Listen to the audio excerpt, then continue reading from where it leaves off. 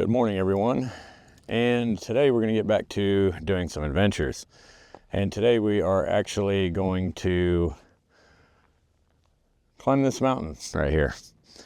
This is called Savahia Peak or Savahia Peak. It's kind of a just huge chunk of volcanic rock out here in the California desert all by itself. And the peak right there is about 1,000 feet over my head. I found this route online, saw some pictures, downloaded a route. I couldn't find any public tracks on it, but it does appear it's doable. And it looks like we actually have to go straight up this little gulch right here, and we go left, and then we'll be at the top. So let's grab the gear and head on out.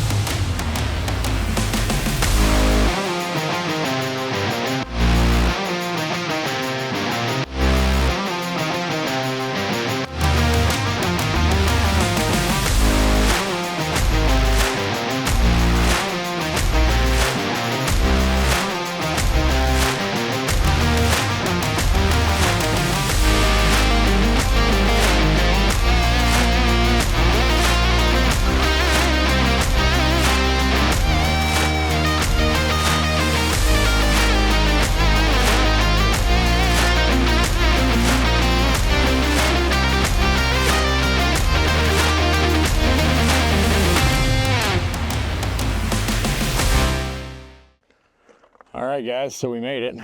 And what I didn't tell you at the bottom was my kids decided that they wanted to come climb this mountain with me. So at the last second, we loaded up their stuff and they came too.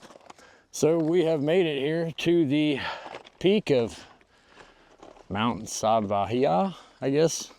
It was not easy.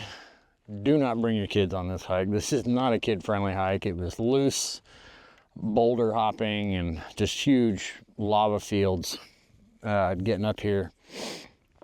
Definitely a lot of having to use your hands climbing, but awesome hike. So it took us about an hour and 52 minutes to get up. It was about 0.75 miles. And man, I'm telling you, the views up here. Let me turn the camera around. I'll show you what I'm looking at. So actually, way out there in the distance, you might be able to see that's Parker, Arizona out there. And then everything over here on this side, all these mountains back there, all of this over here is California. And there is a registry box up here. So we'll go ahead and sign the summit registry while we're here. All right, let's see how often this gets climbed.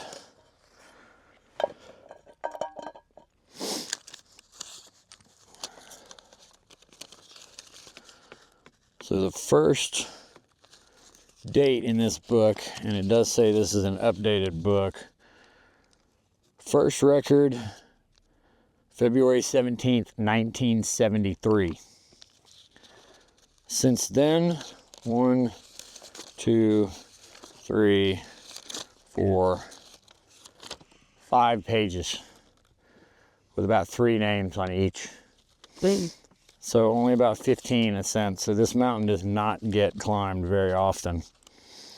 And actually, funny enough, another YouTuber that I watch, Tristan, was up here.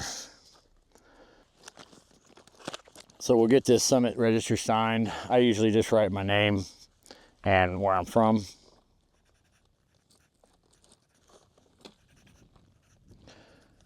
I would imagine my kids will probably want to write their ages so people know just how young they made it up here.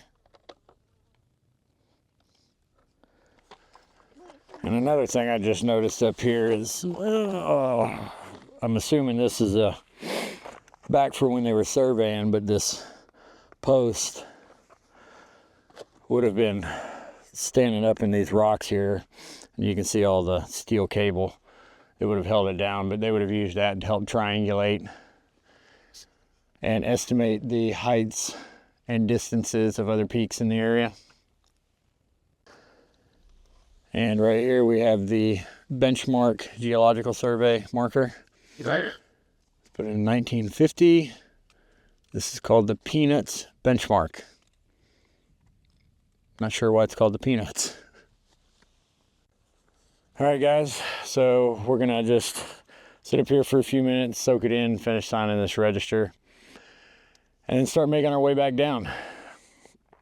I would imagine it'll take us a lot less time to get back down than it got up here, but we'll start working our way down, and then I'll meet you guys back down at the truck. All right, guys, so we managed to make it back down, and we made it safely. Man, my kids really enjoyed it. It was definitely a struggle with a 7 and 8 year old getting up there. My 7-year-old is actually a bit of a goat, mountain goat, and so going up, she just flew right up the whole thing, no problem.